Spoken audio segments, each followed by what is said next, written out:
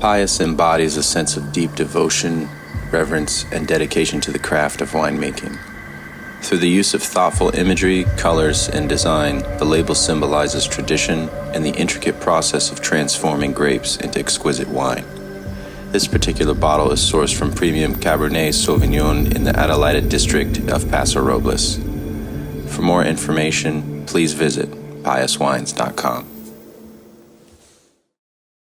Hi there, welcome to a brand new episode of the Culture Boutique Show. Again, I'm your host, Daniel Patterson, and with me is Anthony Versochi.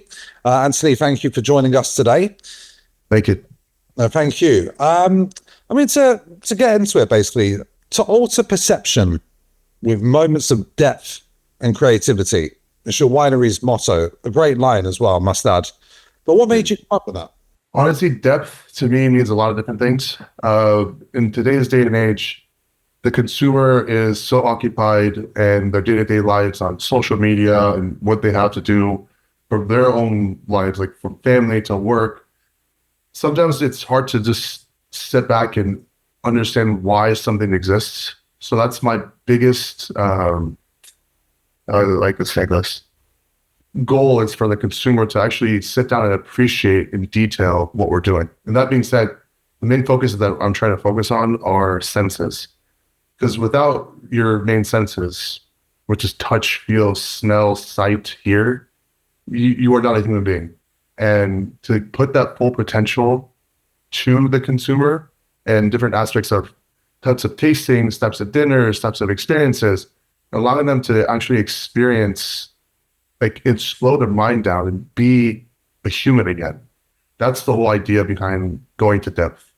It's actually taking your day-to-day and just going past that and creating these moments that you can retain, and then you can use as a database for your future. Yeah, it makes a lot of sense. No, very good, very good. And obviously, your journey in wine it's been a very interesting one.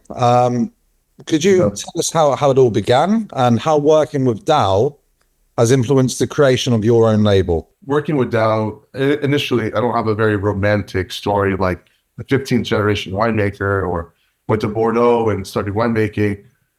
When I graduated college, all this stuff starts basically as a child for me. Nothing to do with wine, but being creative and having the mother that I had who was into fashion and the dad who was into music, and art was a big factor in our lives growing up. So as a child, you're taught to be creative, have no judgment, do what you like, be free. And as you get older, you end up going down a route of, they tell you, get a degree, get a job, find a wife, get some kids, buy a house, follow the routine the whole world follows. And because of the way I was raised, I never really wanted to go down that route. I needed to do something creative, and I needed to be in an industry that I can use things that I've learned through my past and things I've learned in college and kind of intermingle them. So it created this challenge for me after I graduated college.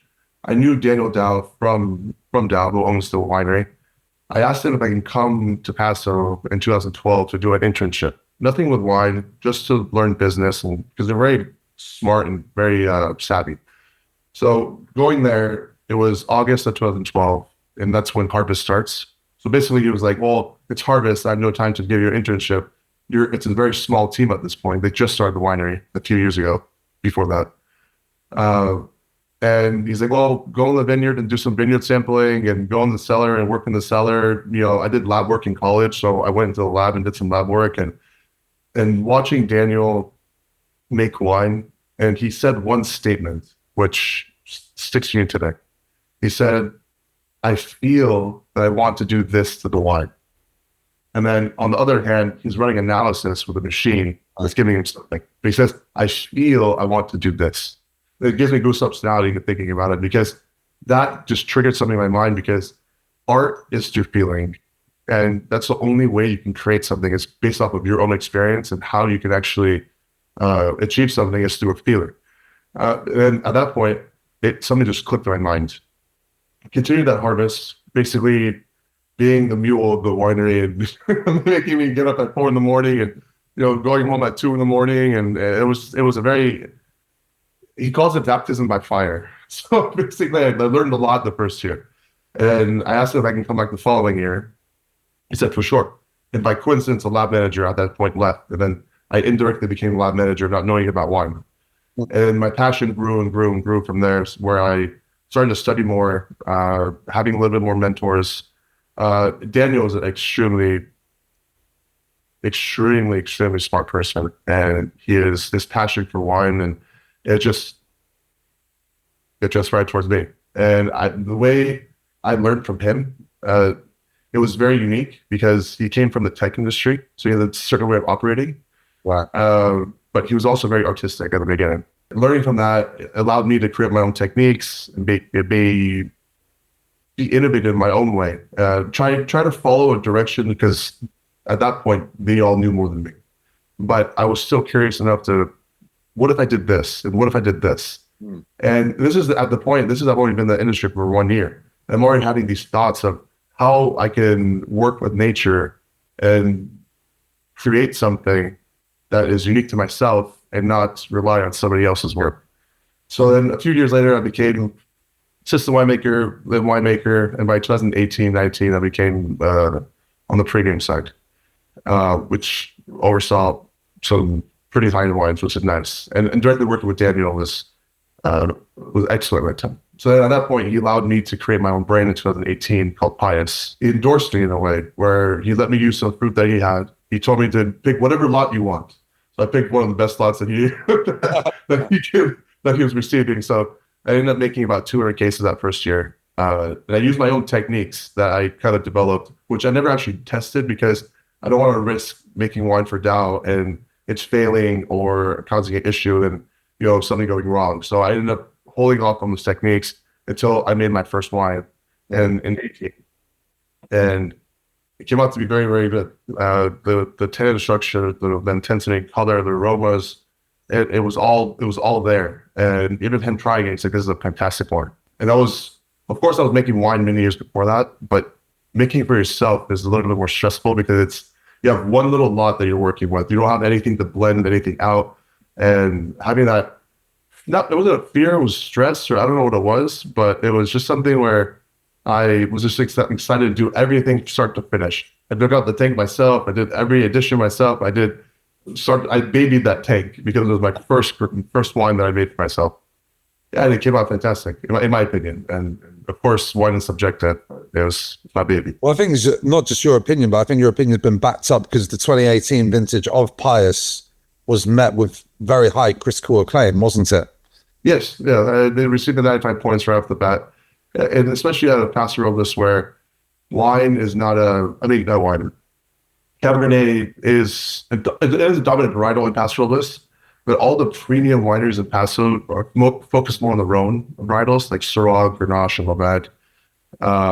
So all the premium wineries get these top ratings from these critics. Yes, Dow was receiving fantastic ratings from Starter. 98 points, 100 points, 99-point wines on the Patrimony and Silver wine. And working on those wines with Daniel, learning how his thought process worked, it gave me the ability to be a little bit more creative on my own one. And coming from a brand that has never existed and has no name, has no backing, and sending it to a critic and say, please rate this, it's a little scary.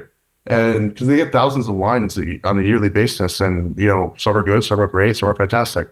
And the fact that they see it's from Paso and it's Cabernet, and to get a 95 points, in my opinion, it's a unique thing right off the bat. It's a great score as well. Not bad for a debut at all. Yeah, exactly. But you did mention something there that I want to pick up on. You mentioned, and it is mentioned that PIUS explores audacious methods in viticulture, winemaking. What is it that's so meticulous about PIUS's approach? Some parts of it are meticulous. Some parts of it are letting nature take its course and allowing you to adapt. Winemaking can be very basic. It can. You can literally follow a protocol, and it says to do this at this stage, and then you can go to a next stage and do something else. the way that I take approach, which unfortunate whole life is like this, there's no routine. So, so I take that same concept and apply it to winemaking. Every single year is a different year, and having the ability to adapt to nature is the key. Seeing how the temperature changes from one week to the next week. Should we hang? Should we not hang? When do we pick? And then that's just one portion of it.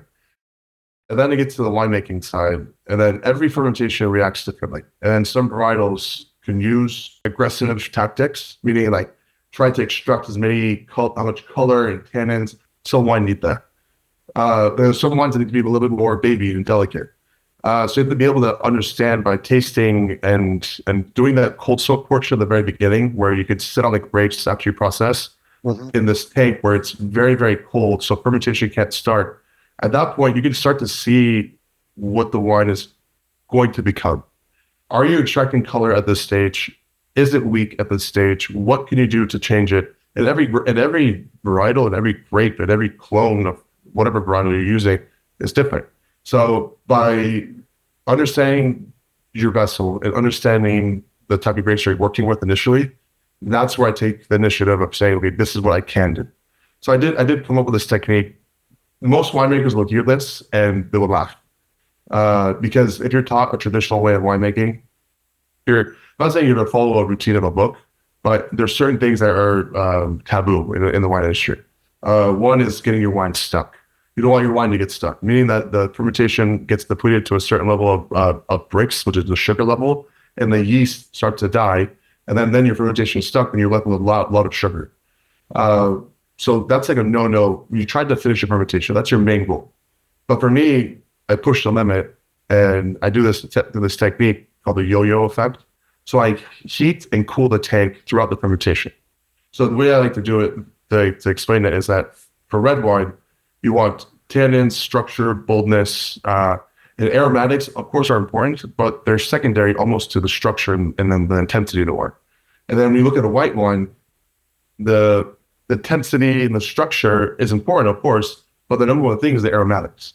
So how you ferment these two types of wines are very, very different from each other. You ferment red wine very cold. You ferment red wine very hot. So you can break down the skins and extract the anthocyanins. In white wine, you ferment very cold, so you allow the fermentation to go very slow, so the aromatics are captured, and when they're captured, the wine becomes very floral. So in my mind, I'm like, well, I want a floral, elegant, like a better way of saying, sexy wine, very elegant, but I also want it to be full body and structure so it can age very long. So that's why coming up with the technique, going hot and cold throughout the fermentation at the right stages, allows you to get the intensity, but also capture the aroma. And actually, by the time the fermentation is done, you have a very aromatic and elegant wine. Would you say, like, over the years, you would have attended some amazing vineyards and wineries, throughout the world. With regards to that, were there like any regions that have like inspired your approach to winemaking more than others, or do they all kind of come together and they have the same difference? Well, every region performs differently. If we just take France as a general sense, from Champagne to the Rhone Valley to Burgundy to Bordeaux, they all operate so differently on their winemaking tactics practices, because they're all trying to achieve something different. Because I've been more Bordeaux focused, the right bank of Bordeaux is my happy place. But it was the Saint-Emilion region for me is, if I could move there tomorrow, I would. It is. The wineries that are coming out of there that are producing some of the best Merlots in the world. It's a shame that for some reason the U.S. market doesn't like Merlot, which, in my personal opinion, between Grenache, Noir, and Merlot, those are the king varietals that need to be showcased.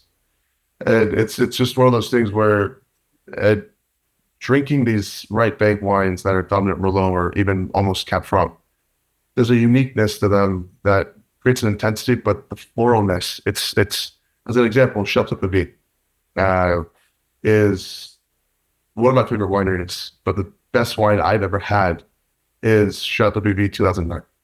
It's funny to say that I hear these stories from people that, oh, I got emotional when I drank this wine, or I cried when I drank this wine. Oh, there's no way that happens. I'm in Santa Emilio last year. I'm at a dinner, and I bought the O9 and I had them decanted about 4 or 5 hours before we got to the restaurant. And when you get to the restaurant, they pour it.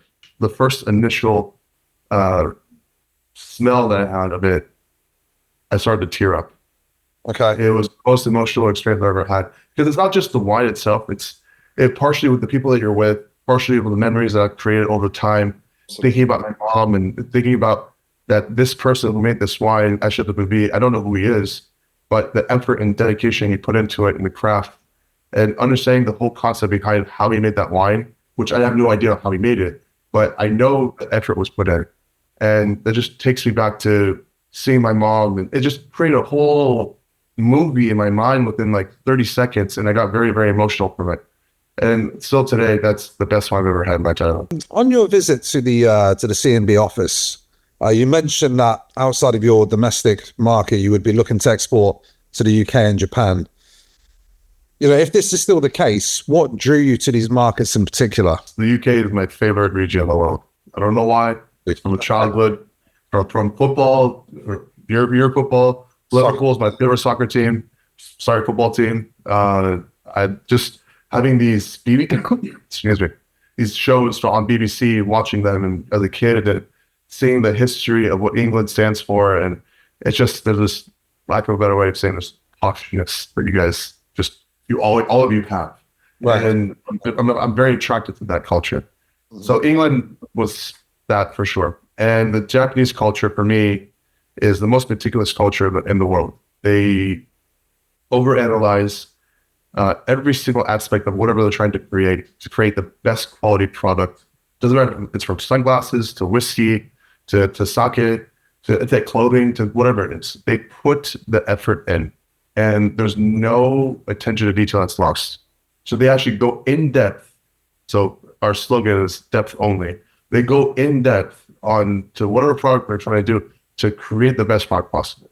And there's a lot of influence here at the winery that we take from the Japanese culture. As an example, like in the vineyard side, in high school, I was watching a documentary about homes being built in Japan. And they use this technique called shishugibon. And it's the act of burning wood. And when you burn the wood, you create a char level on the outside that's weatherproof, parasite-proof, and age-proof. So they build their homes with this. It's aesthetically very pleasing, but it's also very practical. It's very organic. And one day I was like, oh, I'll build my home like this in 20 years. This is the thought that I had in high school. And then we came here to the winery, and I'm trying to figure out how to create this brand and being fully biodynamic, and fully organic, and fully regenerative. And it all starts with the little details. And this may not make your wine better, but it's still an ideology of how to progress to becoming a better person. So there's two options that you can do in a vineyard when you have the end posts, the part where the vines get attached to this large post at the end.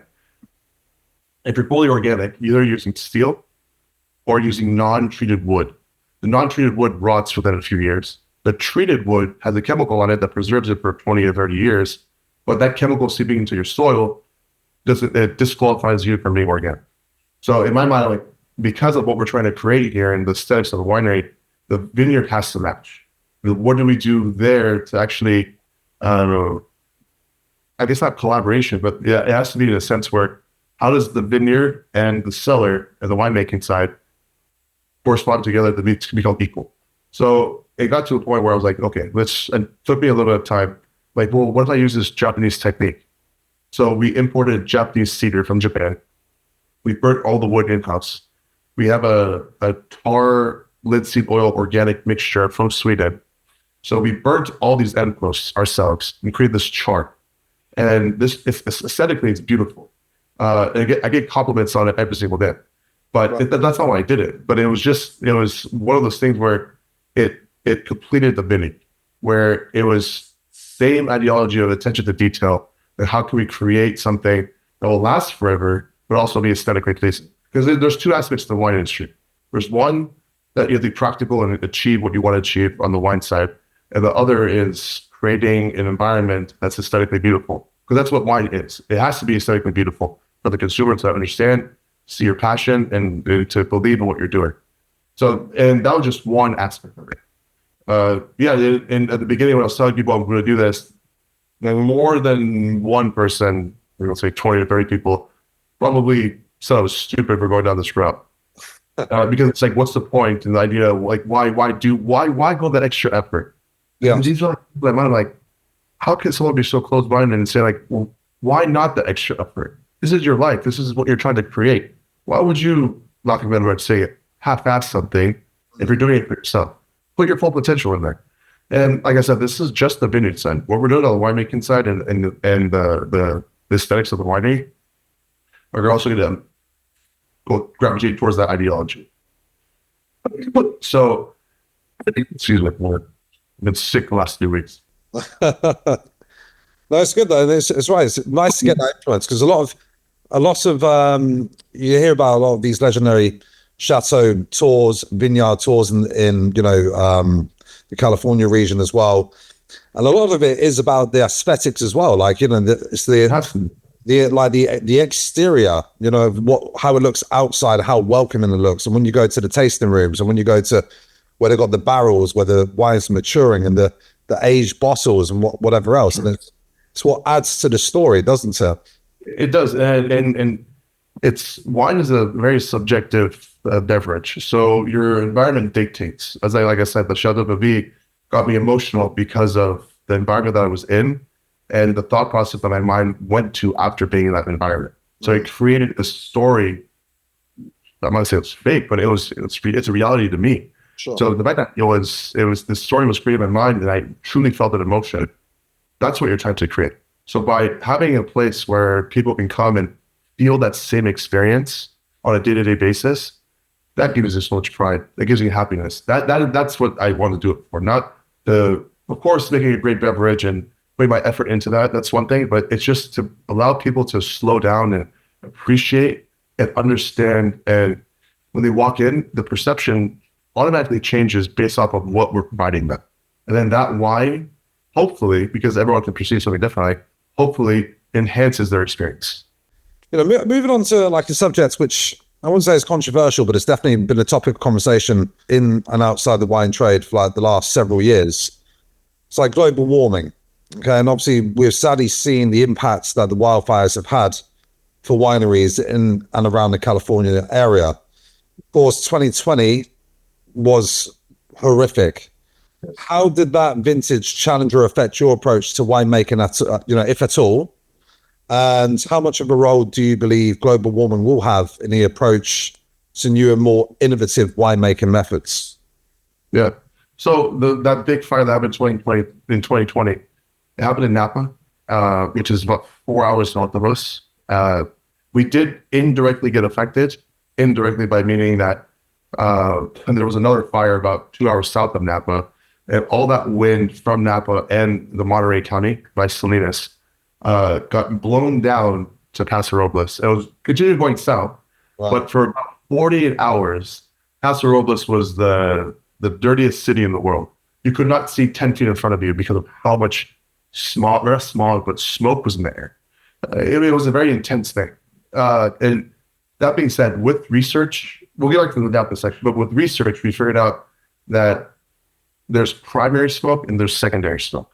The primary smoke is the area that's directly affected by the fire, and there's potential ash and heat and very intense smoke.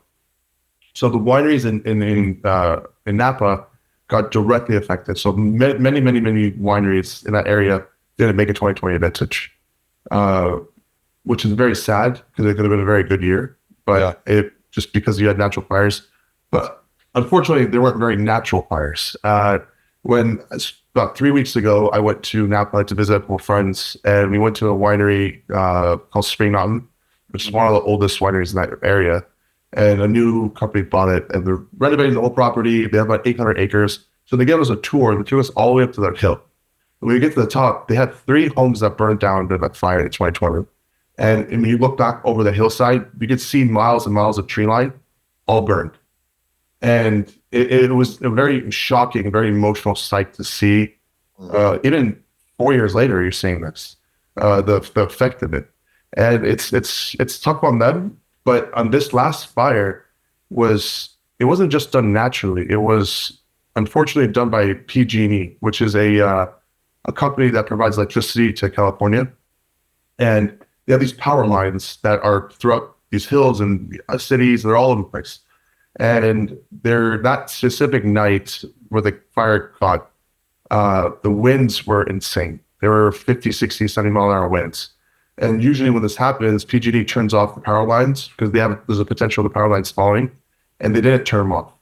And when they didn't turn them off, the power lines fell and caught fire and literally wreaked havoc.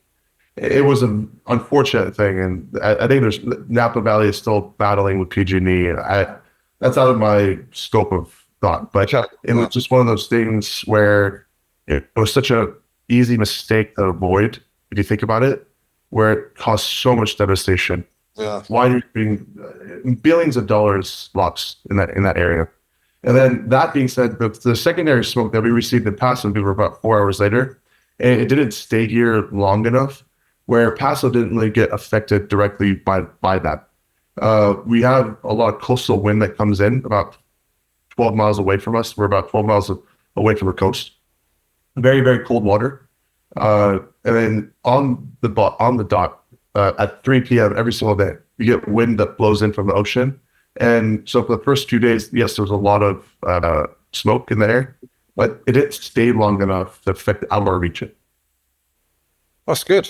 That is good. Yeah, it's an unfortunate thing. Yes, we are blessed that we are lucky, yes, but I still feel bad for our friends in Napa or our parts up there, because I mean they produce some of the best wines in the world, and the fact that they're dealt with an issue that you can't work around that. You can't do anything. And so people made wine and they smell it after the fermentation.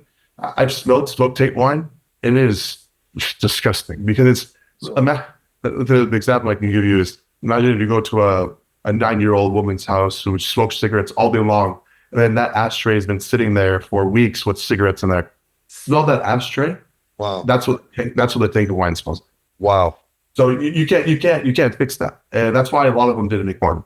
Yeah, hopefully things will improve, but Yeah, we will see. This coming last year was a fantastic year, 2023 in Napa and Paso. So far this year I think we're past all the crazy heat, and a lot of grapes have been picked in Napa. So if there's another fire, all the grapes are out. So they're at this point, they're pretty happy. But this vintage can be a fantastic vintage. All right, that's one to keep an eye out for. All right, thank you for that. I would. So 2023 and 2024 for sure. Yeah. Okay. All right, and going back to your label though, PIUS. And speaking of label, your labels they're strikingly beautiful and distinct.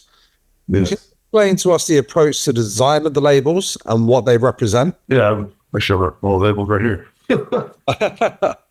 So yeah, the idea behind the label, the word pious in Latin means devotion. And it's a person who's devout to the craft of wine.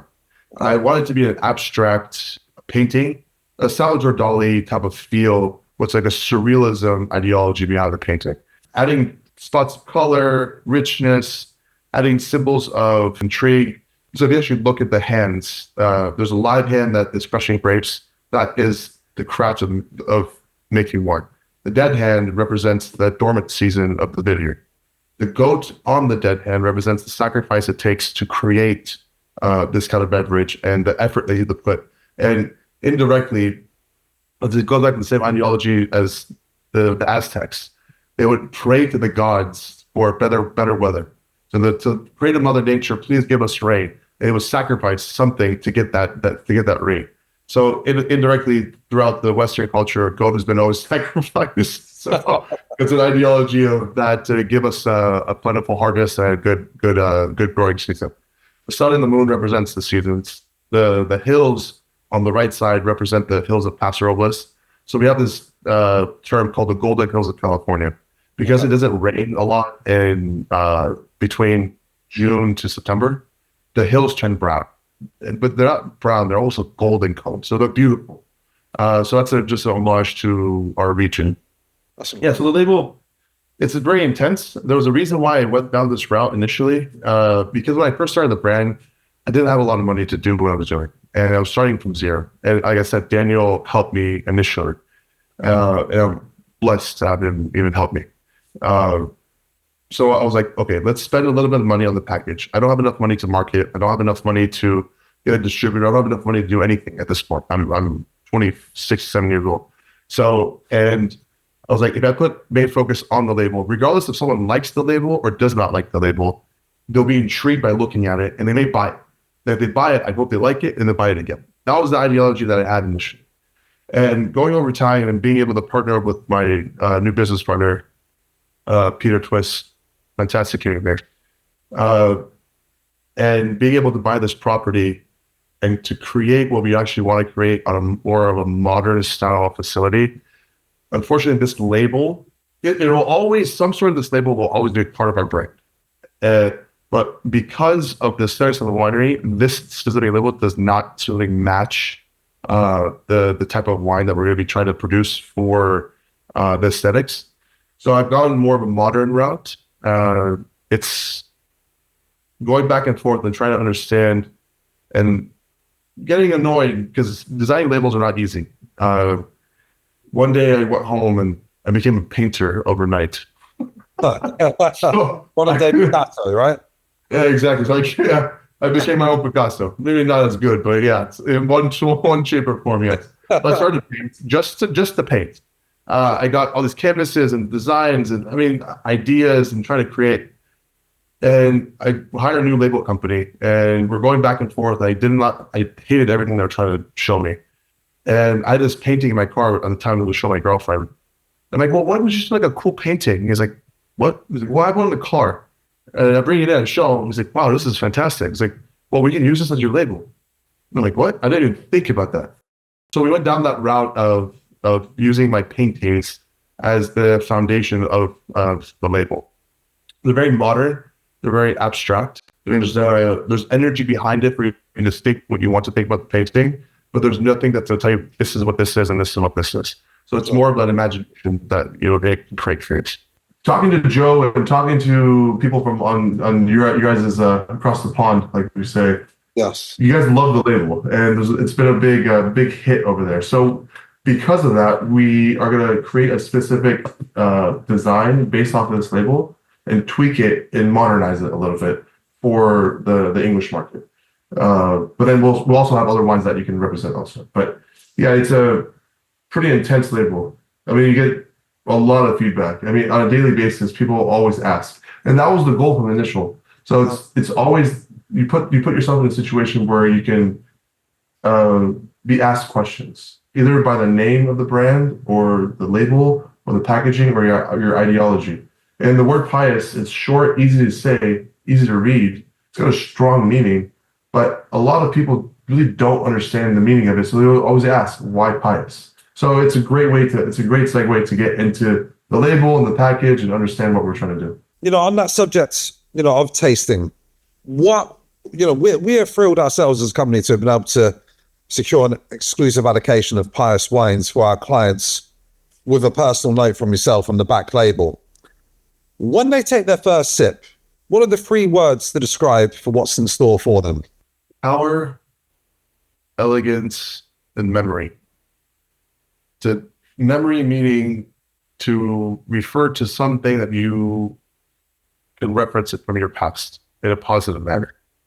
It's allowing you to sit there and think about the wine and making you remember something from your childhood, something from your parents, from your friendships, from your marriage, from what? Something to trigger that emotion. That's what happened to me with the Chateau Pavie 2009. Yeah. Memory is what made that wine so good to me. And of course, I want them to have the intensity, but also the elegance. Because sometimes when you have intensity and elegance, it's almost like 2 rams butting their heads against each other. One's got to win. But in my world, the way I look at it is that you can have both. You can have richness, but you can also have silky tannins. There's so many different ways that you can create wine that you can hit both marks. Some people focus on one or the other, but for me, both of them are equal. So if I can create a product that the intensity, the richness, the bold, the power is there, and the elegance is there, and the memory. So they're going to be in for a treat either way. So it's going to be an experience for sure. That's all right. So on some more quick fire questions now. And again, these are going to be how you feel in the moment, so we won't judge you. Sure. You want detailed example? Just quick answer. However you see fit. If you want to go into detail, Sure. by all means. If not, that's fine. Right, fine wine or fine art? Fine wine. Fine wine.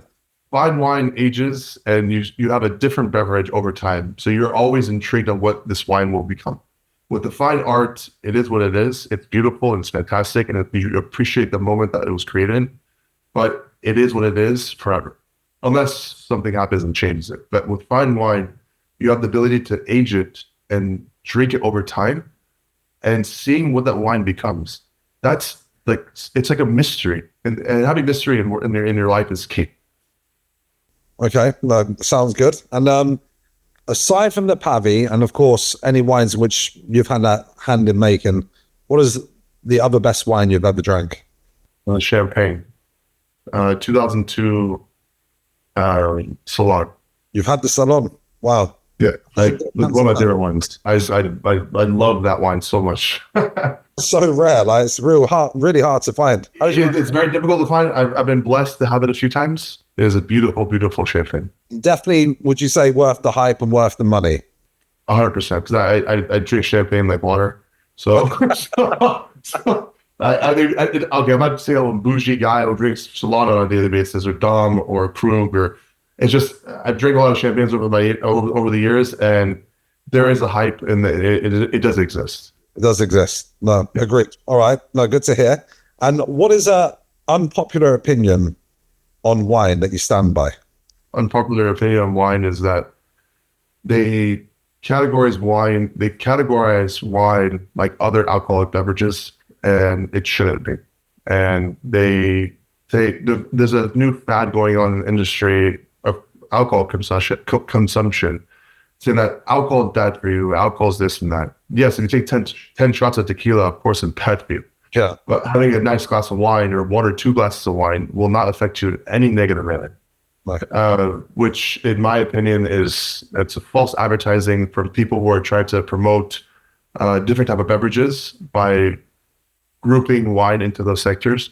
I think it's incorrect, and I think wine is an experience-based beverage. So it's not meant to get drunk off of it. It's not meant for you to sit there and pound a bottle by yourself. It's not meant for that. It's meant for you to experience it with your friends and family and your counterparts, and to experience it and actually talk about the wine. What is this happening? What's happening in this wine?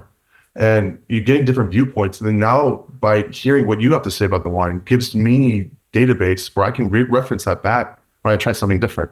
It's that's what wine is. No, I couldn't agree more. Okay, and for yourself, tradition over innovation or innovation over tradition? Tradition over innovation, because without tradition, innovation doesn't exist. Because you have to know what's coming forward. All right, good. So innovation is fantastic. You have to have it, but you have to have tradition before. You have to. It's like what came first, the egg or the chicken, or whatever that saying is. Right? I don't know what it is, but you have to have tradition, because tradition dictates what happened, and you can take that what happened and tweak it to what you want to be, and that becomes innovation. So you have to have tradition first. Okay. In my opinion. No, that's fair enough. And what 3 famous faces would you invite over for dinner, and what wine would you serve to these 3 famous faces? So the 3 famous faces. Okay, so unfortunately one of them is, so it's gonna be a little bit different. One of them passed away. I think about these things all the time. One is Neil deGrasse Tyson. So Neil deGrasse Tyson, he's an extremely smart human being, and he has he's logical and knowledge on the whole world, basically, from micro level to macro level. And see him drink a wine with me and him be able to analyze it and to articulate it the way that he could, I would love to hear that. To see exactly how he would talk about a wine, it would just blow my mind. The next one, unfortunately, he's passed away, Alexander McQueen. He is a idol for me. Indirect mentor without ever meeting him. Okay. It's the way that he took the fashion industry and flipped it on its head. And because the fashion world was so bland up until he shows up. And he's like, I can't operate this in this environment. So he starts doing these avant-garde dresses and nude girls walking down the runway and just creating this dark image of what fashion can be. And he got a lot of crap for it. And people put him down and he never stopped. And he was innovative in the traditional world of fashion. And for me, that gives me inspiration to do the same thing in the wine industry. And learning from him and reading all the documentaries that I've read about him, he is one of the most important people in my life, because for what his struggles were and what he understood about life and how he went from being who he was to who he became. I mean, to me, he's the most famous person in the English. But that's my opinion. It's just the fact that he did what he did in an environment where it's such a judgmental environment, because fashion is very judgmental. And he did not let anybody, he had the confidence to keep pushing forward. And yeah, the next one would be Eminem. So the reason why, indirectly, there's a correlation between all these people. They all have a lot of confidence in their crafts. Eminem comes into a environment where he's an outsider. And he starts to rap in a world where there are no pun intended, no white rappers. Right. And you can ask any famous rapper right now. They'll ask who's the best rapper in the world. They will all say Eminem. Right. Because him growing up in the environment that he did, him having the confidence to say, you know what, I don't care what people have to say. I'm still going to do my craft in my way. And if you like it, you like it. You don't, you don't. But he didn't allow people tell him what he should do. And for me, those are the most important things I can learn from. And those are the people I would love to learn from. And the wines I would choose E019 Pavie and Salon, and the third wine would be my wine. And I want their honest opinion on what they think about my wine. That's a great choice. I love that lineup as well. That's a very eclectic. It's very unique. Unfortunately, one of them was not here, but if I could have him be here, that'd be awesome. Good reasons. All right. And lastly, when are you going to be coming to the Colton Boutique offices to offer our clients a masterclass? Yeah, so we were actually planning on taking a trip to Europe in general, mid-January through like mid-February. So we're gonna be in that area. We could set up something and do a class in person.